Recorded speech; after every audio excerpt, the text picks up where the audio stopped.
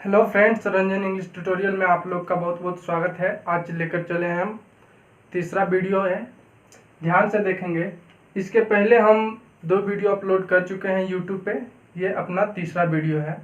तो उस पिछले 2 वीडियो में हमने कुछ चर्चा किया है बेसिक इंग्लिश ग्रामर का, जिसके बारे में हम बताए थे पीछे कि वर्ड क्या होते हैं, अल्फ़ाबेट क्या होते हैं, लेटर्स क्या होते हैं, सेंटेंस क्या होते हैं। सेंटेंस में मुख्यतः हम 3 पार्ट पढ़ाए हैं, जिसमें से सब्जेक्ट, वर्ब और ऑब्जेक्ट आया था। सब्जेक्ट किसे कहते हैं, वर्ब किसे कहते हैं, ऑब्जेक्ट किसे कहते हैं, ये सारी चीज़ों को हमने बता दिया है। इंग्लिश एक लैंग्वेज है, लैंग्वेज किसे कहते हैं ये हमने बता दिया है। तो बहुत कुछ पीछे हमने चर्चा किया है। अगर पिछले वीडियो को आप नहीं देखे हैं, डायरेक्ट इस वीडियो को देख रहे हैं, तो इससे पहले आप पिछले दोनों वीडियो को देख लें। उसके बाद आप अगर इसे देखेंगे तो बहुत बेहतर तरीके से आपको समझ में आएगा, क्योंकि हम एक सिस्टमेटिक ढंग से इंग्लिश आपको सिखाने का प्रयास कर रहे हैं। तो ध्यान देंगे, हम पिछले जो बात किए थे पिछले वीडियो में, उसमें सब्जेक्ट, वर्ब और ऑब्जेक्ट की भी बात किए थे। तो यहाँ पे थोड़ा सा हम एक रिव्यू लेते हैं, सब्जेक्ट, वर्ब और ऑब्जेक्ट को थोड़ा पिक आउट करने का, छांटने का देखते हैं। हमने कुछ यहाँ पे सेंटेंस लिया है जिसमें देखना ये है कि सब्जेक्ट कौन है, वर्ब कौन है और ऑब्जेक्ट कौन है। तो यहाँ चले देखते हैं, ध्यान दीजिएगा। देखिए यहाँ लिखा गया है मोहन इज प्लेइंग फुटबॉल। सबसे पहला सेंटेंस जो है आपका वो है मोहन इज प्लेइंग फुटबॉल। अब देखना है, इसमें तीनों चीज़ों को हमें ढूंढना है। सब्जेक्ट ढूंढना है, वर्ब ढूंढना है और ऑब्जेक्ट ढूंढना है। तो ध्यान से देखेंगे, इस सेंटेंस में पहला वाला जो सेंटेंस है, इसमें आप देखेंगे कि बोल रहा है मोहन इज प्लेइंग फुटबॉल, अर्थात मोहन फुटबॉल खेल रहा है। तो मोहन फुटबॉल खेल रहा है, इसमें कार्य हो रहा है खेलने का, कार्य हो रहा है खेलने का। तो अब देखेंगे आपका ये जो है काम जो यहाँ पे बताया जा रहा है कंटिन्यू है, जारी है। तो इस वजह से यहाँ ये जो आया हमारा वर्ब बन गया। आगे देखेंगे कि खेलने का जो काम कर रहा है वो किसके द्वारा किया जा रहा है, तो वो मोहन कर रहा है। तो मोहन हमारा हो जाएगा सब्जेक्ट। आगे देखेंगे कि मोहन क्रिकेट खेल रहा है, मोहन फुटबॉल खेल रहा है। तो अब हम एक चीज को ढूंढना है हमें कि ऑब्जेक्ट कौन है इसमें, ऑब्जेक्ट क्या है इसमें।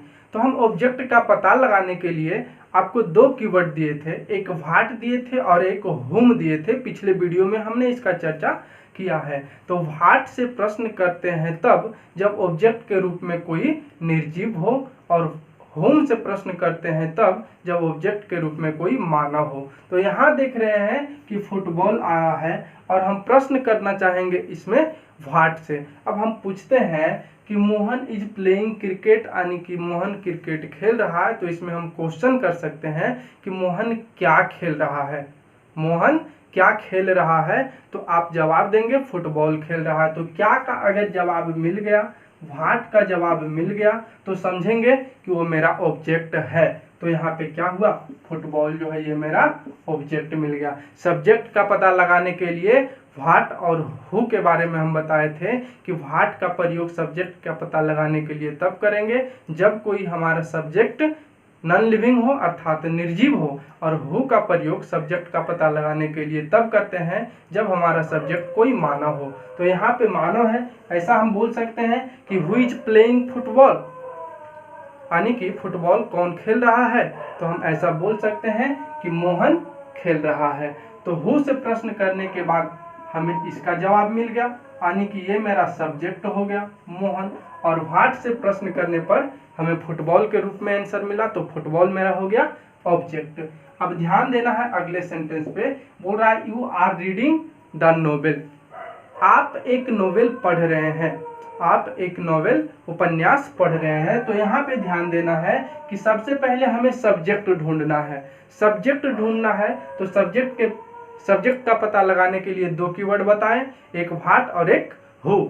व्हाट से प्रश्न करेंगे जब सब्जेक्ट के रूप में नॉन लिविंग हो, और हु से प्रश्न करेंगे जब सब्जेक्ट के रूप में कोई मानव हो। और यहाँ पे यू कोई वस्तु नहीं हो सकता है, यू हम किसे बोल सकते हैं, कोई मानव को ही बोल सकते हैं। तो यहाँ हु से प्रश्न करना है, अर्थात अगर हम बोलें कि आप नोवेल पढ़ रहे हैं, आप उपन्यास पढ़ रहे हैं, तो हम क्वेश्चन ऐसे करेंगे कि उपन्यास कौन पढ़ रहे हैं, उपन्यास कौन पढ़ रहे हैं, तो आंसर के रूप में हमें क्या मिलेगा, आंसर के रूप में हमें मिलेगा यू। तो यहाँ यू जो है ये अपना सब्जेक्ट हो गया। और वर्ब, यहाँ जो काम हो रहा है आपके द्वारा वो क्या हो रहा है, पढ़ने का काम हो रहा है। पढ़ने का काम अभी जारी है, कंटिन्यू है। तो ये जो हमारा हुआ ये हमारा वर्ब हो गया। और पिछले वीडियो में हम चर्चा कर चुके हैं कि ये जो इज आया है ये हेल्पिंग वर्ब है और प्लेइंग जो है ये मेन वर्ब है, जिसे प्रिंसिपल वर्ब भी कहते हैं। उसी प्रकार से यहाँ पे आर जो है ये हेल्पिंग वर्ब है और रीडिंग जो है ये मेन वर्ब है। और पिछले वीडियो में हमने ये भी बताया है कि किसी भी सेंटेंस में किसी भी प्रकार का केवल एक वर्ब हो तो उसे हेल्पिंग वर्ब नहीं बल्कि उसे प्रिंसिपल वर्ब की श्रेणी में रखा जाता है। ध्यान रखना ये सारी चीजों को। अगला सेंटेंस को देखते हैं। Girls were singing a song. Girls were singing a song. लड़कियां एक गाना गा रही थी। तो लड़कियां गाना गा रही थी, गाना गाने का काम हो रहा है। तो काम यहाँ हो रहा है गाना गाने का, तो ये हो जाएगा वर्ब। और इस वर्ब में भी वेयर जो आएगा ये आएगा हेल्पिंग वर्ब के रूप में और सिंगिंग जो आएगा ये आएगा मेन वर्ब के रूप में। ध्यान देना है कि गर्ल्स जो है यहाँ पे सब्जेक्ट के रूप में आ रहा है। सब्जेक्ट के रूप में क्या है, गर्ल है। अब देखेंगे लड़कियां क्या गा रही है। लड़कियां क्या गा रही है, तो आपका जवाब आएगा कि गाना गा रही है। तो यहाँ जो सॉन्ग आएगा ये अपना ऑब्जेक्ट होगा। सॉन्ग जो है क्या होगा, ऑब्जेक्ट होगा। अगले सेंटेंस पे चलते हैं। My friends have been living in Patna since 2010। मेरे दोस्त लोग जो है वो पटना में करीब 2010 से रह रहे हैं। 2010 से रह रहे हैं। अब इस सेंटेंस में देखेंगे कि काम हो रहा है वहाँ स्थिर रहना, वहाँ जा करके रहने का काम हो रहा है पटना में। ठीक है, तो अब देखेंगे कि ये जो आपका आ रहा है यहाँ से यहाँ तक के देखेंगे हैव बीन लिविंग, ये तीनों आपका वर्ब होगा। और कौन क्या होगा इसका चर्चा हम अभी ज़्यादा नहीं करेंगे। विशेष चर्चा हम वर्ब के बारे में वर्ब टॉपिक में करेंगे। लेकिन थोड़ा सा यहाँ बताना चाहेंगे कि मेन वर्ब के पहले प्रिंसिपल वर्ब के पहले आने वाले जितने भी वर्ब होंगे ये सारे हेल्पिंग वर्ब कहलाएंगे। ये सारे हेल्पिंग वर्ब कहलाएंगे। ठीक है, तो ध्यान देना है। My friends have been living in Patna since 2010। अब देखेंगे वर्ब का जानकारी हमें हो गया, सब्जेक्ट का जानकारी लेना है। कौन रह रहे हैं पटना में, कौन रह रहे हैं पटना में, तो आपका आंसर आएगा कि मेरे दोस्त लोग। तो यहाँ पे कौन का जवाब मिल गया, माई फ्रेंड्स। तो यहाँ माई फ्रेंड्स जो होगा ये क्या हो जाएगा, सब्जेक्ट हो जाएगा। आगे ध्यान देना है। अगला सेंटेंस बोल रहा है Ram Lakshman and Sita went to forest. Ram Lakshman and Sita went to forest. तो राम लक्ष्मण और सीता जंगल गए। राम लक्ष्मण और सीता जंगल गए। तो अब इस सेंटेंस में ध्यान देना है कि काम हो रहा है जाने का, काम हो रहा है जाने का। तो यहाँ जाना जो आ गया ये आ गया वर्ब के रूप में आपका। आगे देखेंगे। अच्छा, इसके पहले ये 4th नंबर सेंटेंस में हमने देखा कि इसमें ऑब्जेक्ट नहीं देखे हैं। ध्यान से देखना है। My friends have been living in Patna since 2010। अब इसमें देखेंगे कि ऑब्जेक्ट है या नहीं है। अच्छा, एक बात बताइए, क्या रह रहे हैं मेरे दोस्त लोग पटना में, क्या रह रहे हैं? क्या का जवाब मिला? नहीं मिला। किसको रह रहे हैं? किसको का जवाब मिला? नहीं मिला। तो व्हाट से भी प्रश्न किए, आंसर नहीं मिला। whom से भी प्रश्न किए, आंसर नहीं मिला। अगर व्हाट और whom में से किसी का भी जवाब नहीं मिला मतलब कि इस सेंटेंस में ऑब्जेक्ट नहीं है। इस सेंटेंस में ऑब्जेक्ट नहीं है। इसके बाद अगला चलते हैं 5th नंबर में। Ram Lakshman and Sita went to forest. अब देखना है वेंट जो यहाँ पे आया है ये आपका वर्ब के रूप में आया है, क्रिया के रूप में आया है। आगे देखते हैं टू द फॉरेस्ट। इसके पहले सब्जेक्ट को पता लगाते हैं। राम लक्ष्मण एंड सीता जंगल कौन गए? जंगल कौन गए? तो आप बोलेंगे राम लक्ष्मण एंड सीता। तो हु का प्रश्न मिला है राम लक्ष्मण और सीता के रूप में, तो यही तीनों हमारा क्या हो जाएगा, सब्जेक्ट हो जाएगा। आगे चलते हैं। To the forest, Ram Lakshman और सीता कहाँ गए? जंगल गए। एक बात बताइए, क्या गए? कुछ नहीं। किसको गए? कुछ नहीं। तो क्या का भी जवाब नहीं मिला और किसको का भी जवाब नहीं मिला। जब क्या और किसको का जवाब नहीं मिल रहा है सेंटेंस में, तो एक बात श्योर कर लीजिएगा कि यहाँ इस सेंटेंस में किसी भी ऑब्जेक्ट नाम का चीज नहीं प्रेजेंट है। जहां व्हाट और हुम का प्रश्न करने पर जवाब ना मिले तो ध्यान रखना है उस सेंटेंस में ऑब्जेक्ट नहीं है। अगला सेंटेंस पे चलते हैं। You and I R living in Delhi.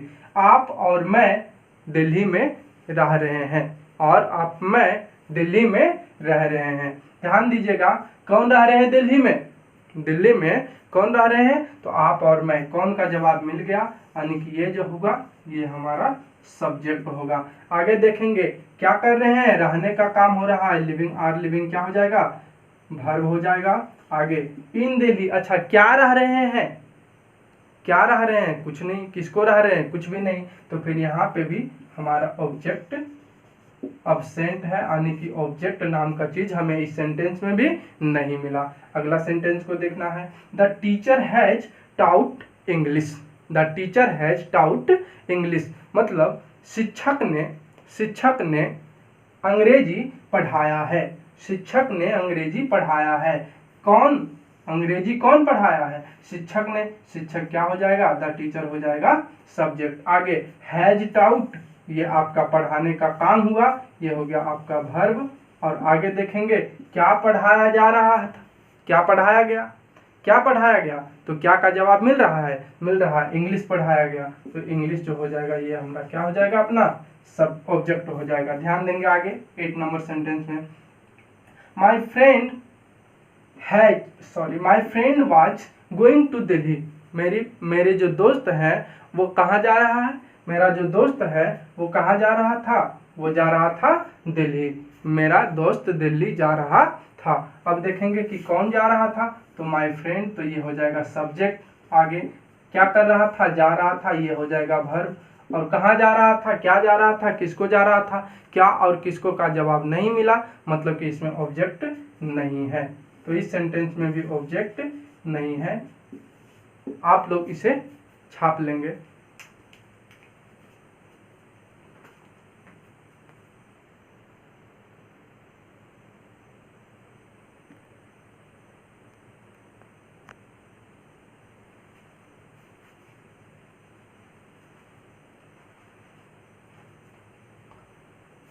I hope कि हो गया होगा, आप लोग स्क्रीनशॉट ले लिए होंगे।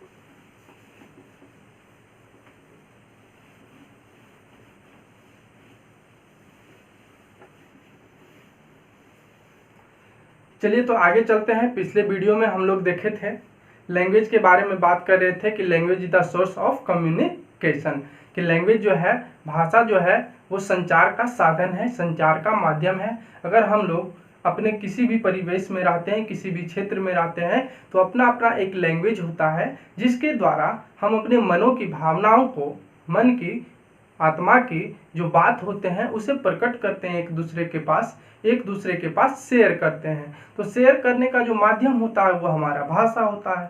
अब देखे थे पीछे कि there are 8 parts of speech in English language, यानी कि इंग्लिश लैंग्वेज में जो होता है वो कुल 8 पार्ट्स ऑफ स्पीच होते हैं, जिसके बारे में पीछे हम बता चुके हैं। वो था noun, pronoun, adjective, verb, adverb, preposition और एक कंजक्शन और एक इंटरजेक्शन। तो ध्यान देना है, पीछे हम बताए थे कि ये पार्ट्स ऑफ स्पीच का जो मामला होता है वो लड़कों को बड़ा ही क्रिटिकल लगता है, बड़ा ही जटिल लगता है। तो ध्यान से समझिएगा, एक बार फिर से हम समझा रहे हैं, पिछले वीडियो में ऐसे बता चुके हैं, फिर से थोड़ा सा ये कर देते हैं, रिव्यू कर देते हैं। ध्यान से सुनिएगा कि मान लिया जाए इंग्लिश ग्रामर में, इंग्लिश लैंग्वेज में जितने भी इंग्लिश का शब्द हैं, सारे शब्दों को एक जैसा प्रयोग नहीं किया जा सकता है, सारे शब्दों को एक जैसा प्रयोग नहीं किया जा सकता है। जैसे मान लिया जाए अगर बॉय की बात किया जाए तो बॉय एक कॉमन नाउन के अंतर्गत रखा जाता है, वाटर को एक मटेरियल नाउन के अंतर्गत रखा जाता है, किसी भी एयर को एब्स्ट्रैक्ट नाउन के अंतर्गत रखा जाता है। किसी भी पार्टिकुलर नाम को, एक पर्सनल नाम को प्रॉपर नाउन के अंतर्गत रखा जाता है। तो सारे प्रकार के जितने भी वर्ड्स होते हैं उसे प्रयोग के आधार पे अलग अलग कैटेगरी में बांटा गया है। ठीक है, मान लिया जाए सब ये नाउन जो है वो वर्ब का काम नहीं कर सकता है, वर्ब जो है प्रोनाउन का काम नहीं कर सकता है, प्रोनाउन जो है वो कंजंक्शन का काम नहीं कर सकता है, कंजंक्शन जो है वो सब्जेक्ट का काम नहीं कर सकता है, अर्थात नाउन प्रोनाउन का काम नहीं कर सकता है। तो जितने भी इंग्लिश लैंग्वेज का वर्ड होता है वो सारे शब्दों को किसका प्रयोग कहाँ है, कैसे प्रयोग करना है, ठीक है, तो इस प्रयोग के आधार पर इंग्लिश लैंग्वेज में जितने भी सारे शब्द हैं सभी को टोटल 8 भागों में बांटा गया है। और बस वही 800 पार्ट्स ऑफ स्पीच को हमें पढ़ना है और हमें अंग्रेजी का नॉलेज बस वहीं तक सीमित है और वही तो आदमी को हार्ड लगता है। तो बस 8 गो पार्ट्स ऑफ स्पीच है, उसी 8 पार्ट्स ऑफ स्पीच को पढ़ लेना है और हमें क्या होगा, हमें नॉलेज तो अच्छा आ जाएगा। ठीक है, तो ध्यान देना है। आगे जो हम लोग चलेंगे अपना एक नया टॉपिक लेकर के, आज पीछे हम 2 वीडियो डाल चुके हैं जिसमें हम बेसिक की जानकारी दे चुके हैं। ठीक है, तो आगे हम लोग चलेंगे अपना एक नया टॉपिक नाउन को लेकर के चलेंगे।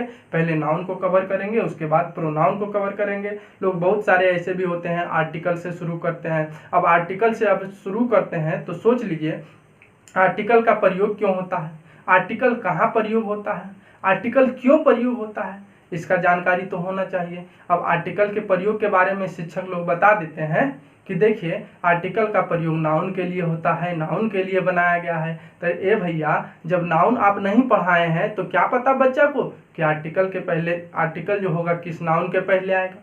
तो इसलिए सबसे पहले जो हम लोग पढ़ेंगे वो नाउन चैप्टर को पढ़ेंगे और नाउन बेसिक से शुरू से हम पढ़ाएंगे और एडवांस लेवल तक पढ़ाएंगे, वो ध्यान से देखना है।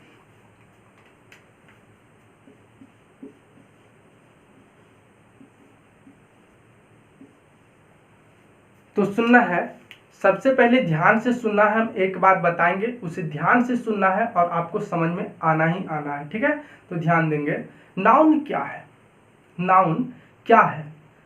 अगर मान लिया जाए आपसे कोई पूछ देता है कि what is your noun, what is your noun, तो आपको लगता है मेरा नाउन क्या है, मेरा नाउन क्या है, मेरा तो कोई नाउन नहीं है। लेकिन ध्यान से आप आज सुनेंगे और समझेंगे, आपका क्लियर हो जाएगा टोटल कंफ्यूजन, जितना भी कंफ्यूजन होता है आपके दिमाग में उस सारे कंफ्यूजन को हम दूर कर देंगे आज। ठीक है, तो देखिए नाउन क्या होता है। एक्चुअल बात यह है कि नाउन जो है इंग्लिश वर्ड है ही नहीं, इंग्लिश वर्ड ये नहीं है बल्कि ये वर्ड है लैटिन का। ठीक है, जैसे मान लिया जाए आपको ये पता होगा, ठीक है, कि अगर मान लिया जाए हम लोग घोड़ा बोलते हैं हिंदी वर्ड में किसी जानवर को, और उसी को अगर संस्कृत में बोला जाए तो अश्व बोला जाता है ना। ठीक है, तो उसी प्रकार से नाउन जो आया वर्ड आपको लग रहा है कि इंग्लिश लैंग्वेज में है तो ये इंग्लिश है, बट ये इंग्लिश का लैंग्वेज नहीं है, इंग्लिश लैंग्वेज ये नहीं है, इंग्लिश का वर्ड नहीं है। तो ये वर्ड आया कहाँ से, ये वर्ड आया लैटिन से निकल कर। ठीक है, तो इसे लैटिन वर्ड कहते हैं हम लोग। तो ध्यान से सुनना है।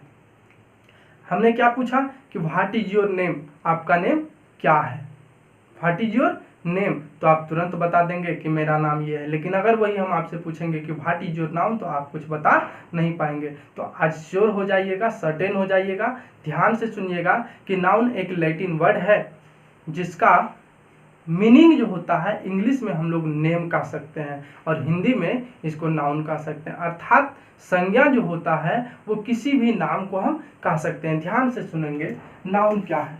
नाउन एक लैटिन वर्ड है, नाउन एक लैटिन वर्ड है जिसको हम लोग इंग्लिश में नेम कहते हैं। क्या कहते हैं, नेम कहते हैं। और हिंदी में जानते होंगे आप लोग, हम लोग इसे नाम कहते हैं, हिंदी में इसे नाम कहते हैं। ठीक है, तो क्या आया अर्थ इसका कि नाउन एक लैटिन वर्ड है जिसका 2 अर्थ निकलता है। इंग्लिश में अगर हम इसका अर्थ देखें तो नेम आता है और हिंदी में इसका अर्थ नाम आता है।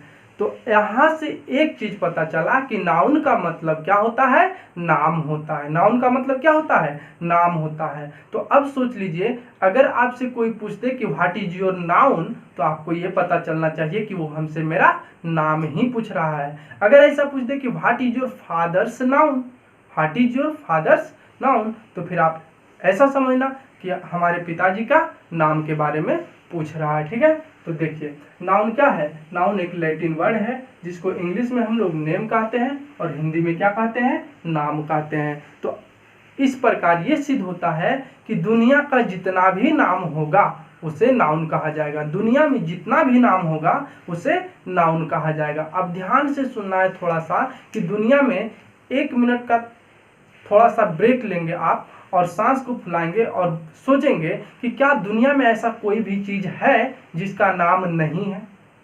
दुनिया में ऐसा कोई भी चीज है जिसका कि नाम नहीं है, सोच कर देखिए।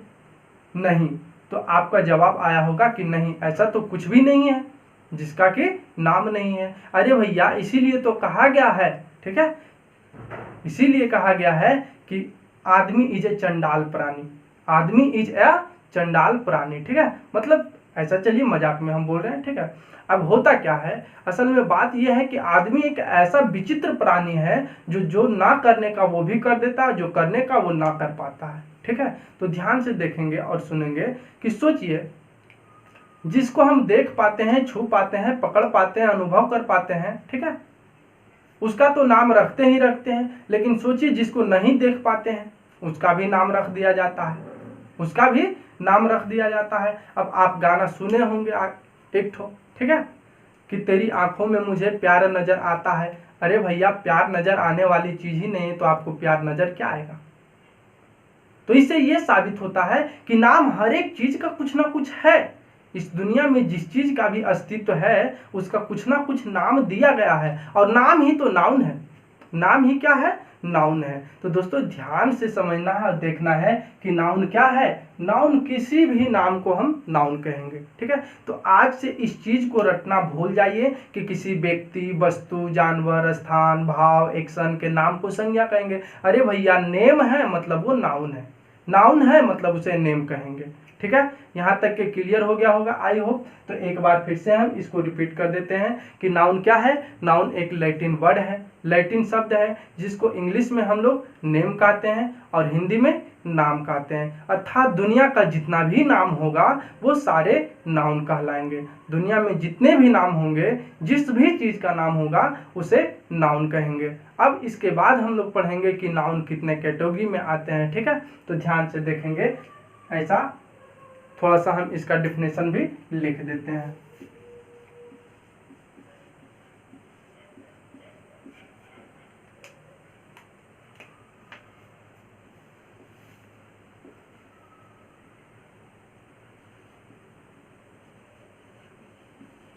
A word that shows the name of person, place, animal, thing, state और idea is called noun। क्या लिखें, ध्यान से देखना है।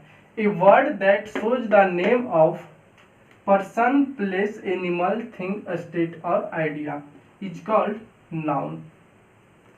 वह शब्द जो किसी व्यक्ति का नाम या वस्तु का नाम या जानवर का नाम या कोई आइडिया का नाम या कोई आपका थिंग का नाम, कोई स्टेट का नाम, ठीक है, कोई एक्शन का नाम, किसी भी चीज के नाम का जो नाम को जो शो करता है उसे हम लोग नाउन कहते हैं। अर्थात दुनिया में जितना नाम होगा हम लोग उसे क्या कहेंगे, नाउन कहेंगे। तो इसे ऐसे भी हम लोग लिख सकते हैं, noun is a naming word. Noun क्या है, एक नेमिंग वर्ड है। कोई भी चीज का जो नाम होगा वो क्या कहलाएगा? नाउन कहलाएगा। क्या कहलाएगा? नाउन कहलाएगा। उसके बाद इसका थोड़ा एग्जाम्पल कुछ देख लेते हैं, ध्यान से देखेंगे। Ram, Patna, girl, cat, chair, father,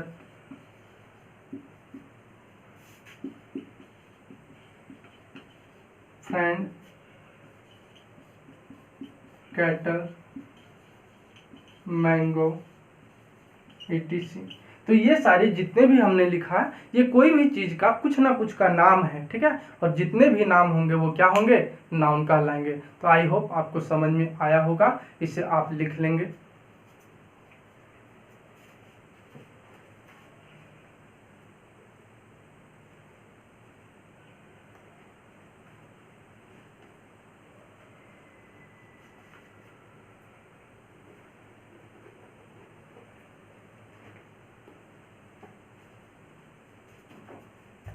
ठीक है, लिखा गया होगा।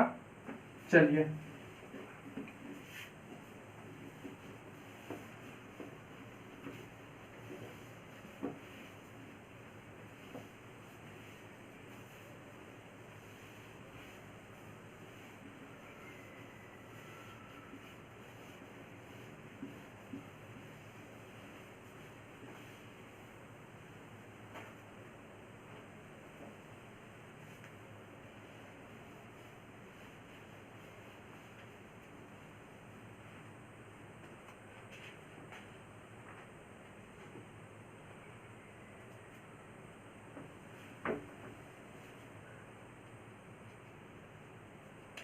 देखेंगे,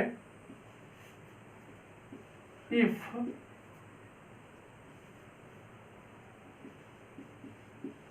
noun is divided on the basis of its caste,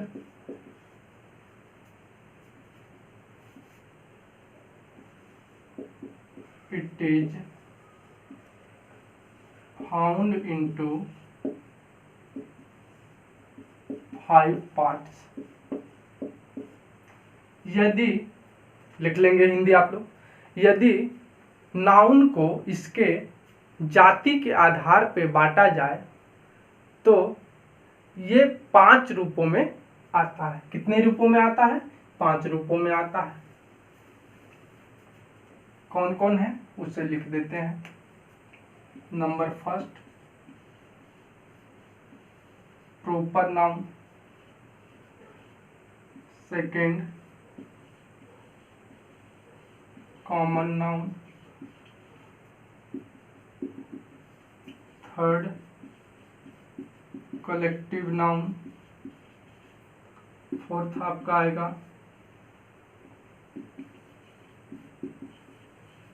material noun.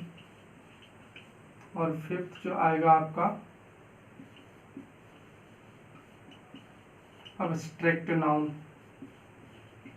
Abstract noun, इसका हिंदी लिखना चाहेंगे तो लिख देते हैं,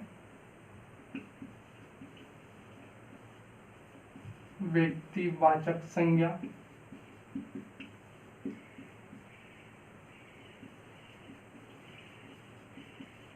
जातिवाचक संज्ञा।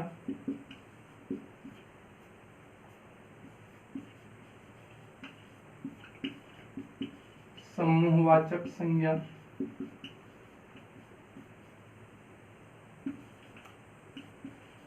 द्रव्यवाचक संज्ञा।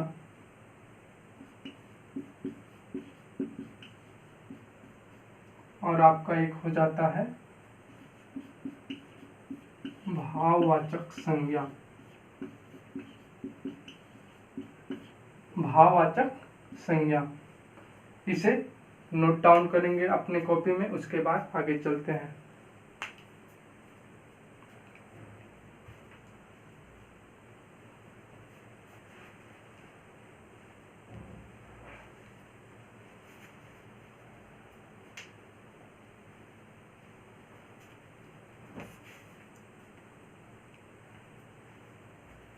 तो लिखा गया होगा।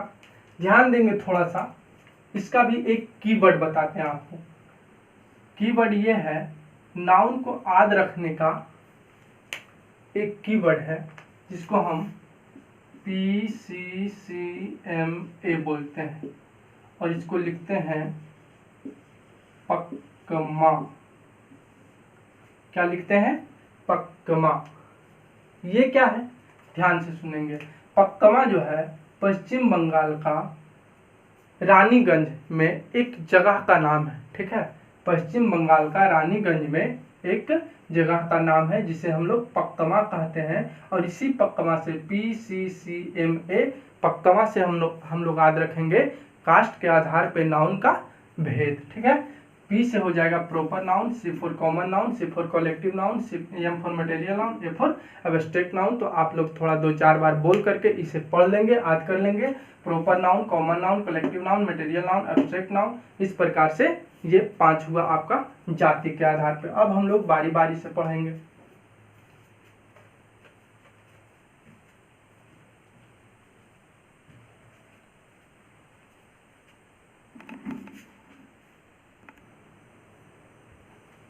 तो देखेंगे, अब बारी बारी से हम लोग इसे पढ़ेंगे। तो पहले आप हेडिंग बनाएंगे प्रॉपर नाउन का।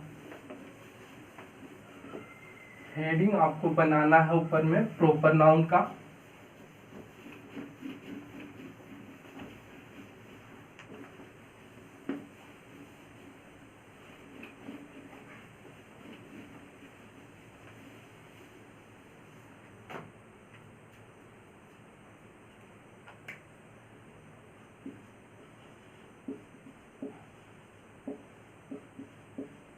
ध्यान से सुनेंगे, इसको बोलते हैं व्यक्तिवाचक संज्ञा।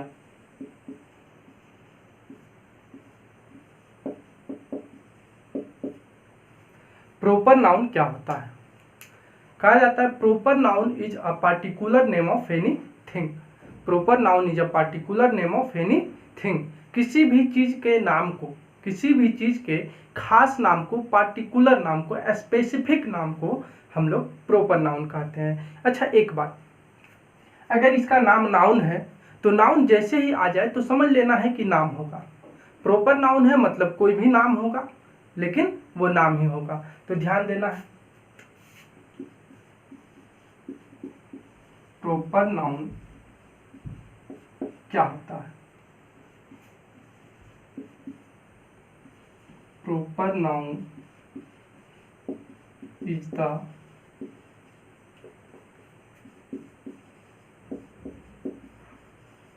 particular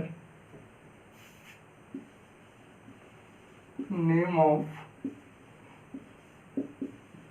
anything। मतलब किसी भी चीज के खास नाम को, किसी भी चीज के खास नाम को हम लोग प्रॉपर नाउन कहेंगे, व्यक्तिवाचक संज्ञा कहेंगे। ध्यान देंगे, इसको हम इस प्रकार से भी लिख सकते हैं, हिंदी में अगर लिखते हैं।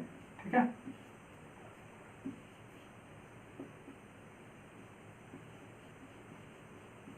नाम में से वैसा नाम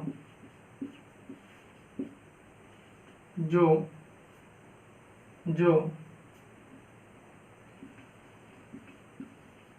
विशिष्ट रूप से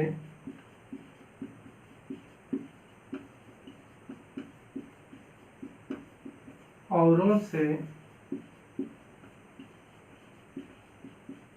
अलग पहचान देने के लिए प्रयोग किया जाता है, उसे प्रॉपर नाउन कहा जाता है। ध्यान देंगे क्या लिखे हैं कि नाम में से वैसा नाम जो विशिष्ट रूप से, स्पेसिफिक रूप से, पार्टिकुलर रूप से औरों से अलग पहचान देने के लिए प्रयोग किया जाता है। नाम में से वैसा नाम जिसका प्रयोग विशिष्ट रूप से, औरों से अलग पहचान देने के लिए प्रयोग किया जाता है, उसे प्रॉपर नाउन कहा जाता है।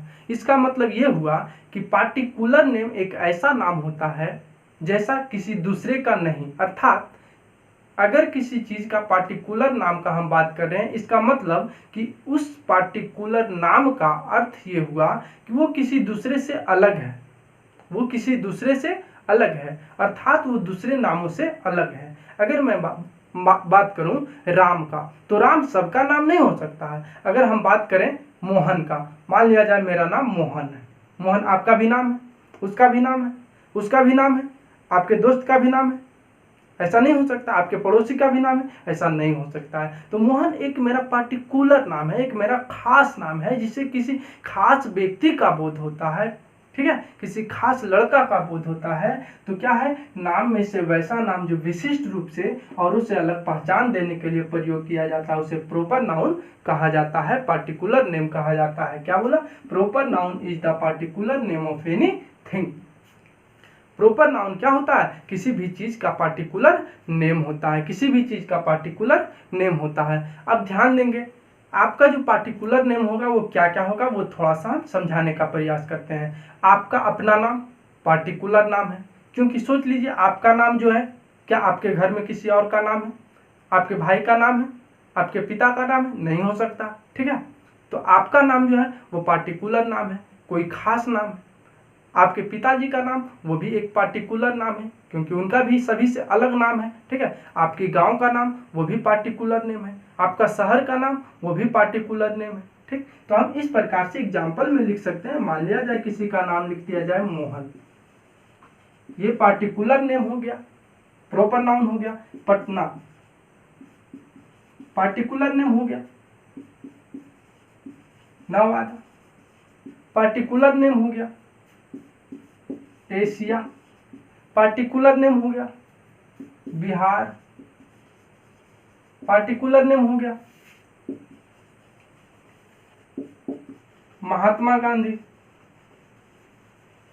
पार्टिकुलर नेम हो गया। क्या सभी का नाम महात्मा गांधी, आपका भी नाम महात्मा गांधी है? नहीं, ठीक है। तो ये महात्मा गांधी कौन सा नाउन है, पार्टिकुलर नेम है, प्रॉपर नाउन है, ठीक है। तो ध्यान से समझ लेंगे कि proper noun is the particular name of anything, नाम में से वैसा नाम जो विशिष्ट रूप से और उसे अलग पहचान देने के लिए प्रयोग किया जाता है, उसे प्रॉपर नाउन होता है, उसे प्रॉपर नाउन कहते हैं। ध्यान से सोचेंगे कि प्रॉपर नाउन जो होता है एक व्यक्ति को या एक वस्तु को किसी दूसरे से अलग पहचान देता है, ठीक है। प्रॉपर नाउन किसी एक व्यक्ति या वस्तु को किसी अन्य से अलग पहचान देने के लिए प्रयोग किया जाता है। तो आप इसे नोट डाउन करेंगे।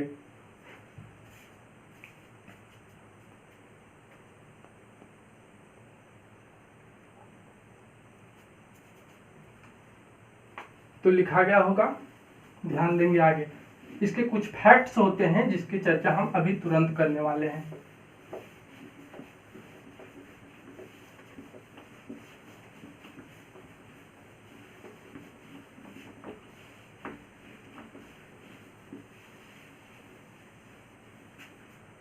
इसके कुछ मुख्य बिंदुएं होती हैं जिसके बारे में हम अभी चर्चा करेंगे।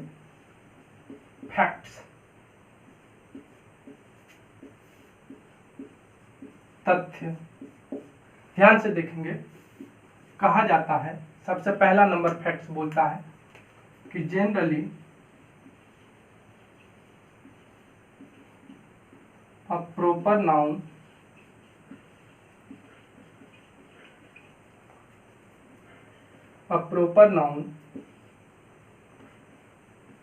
is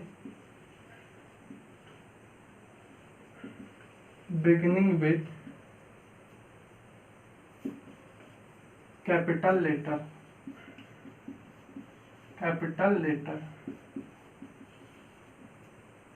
दूसरा नंबर पॉइंट,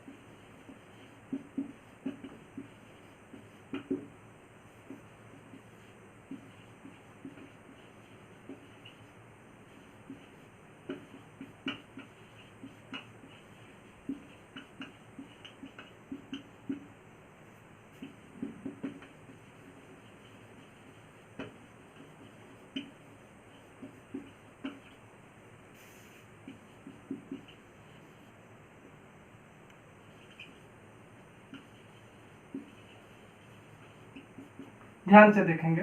बोलता है generally a proper noun is beginning with capital letter.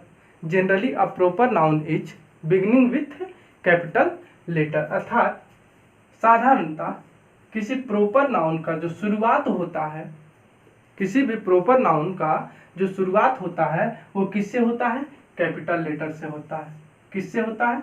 Capital letter से होता है। जैसे अगर हम किसी भी प्रोपर नाउन का नाम लिखेंगे तो उसका प्रथम लेटर जो होगा, फर्स्ट लेटर जो होगा वो कैपिटल होगा।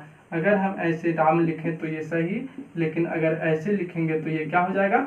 गलत होगा। उसी प्रकार से मान लिया जाए अगर हम दिल्ली लिखेंगे तो ये सही है, लेकिन अगर ऐसे अगर आप लिख रहे हैं तो ये क्या है? गलत है। ये क्या है? गलत है। तो यही फार्मूला हर जगह चलेगा, जहां भी आपको प्रोपर नाउन मिले, प्रोपर नाउन का फर्स्ट लेटर कैसा मिलना चाहिए? कैपिटल मिलना चाहिए। अगर स्मॉल से शुरू हो गया कहीं पे भी, ठीक है।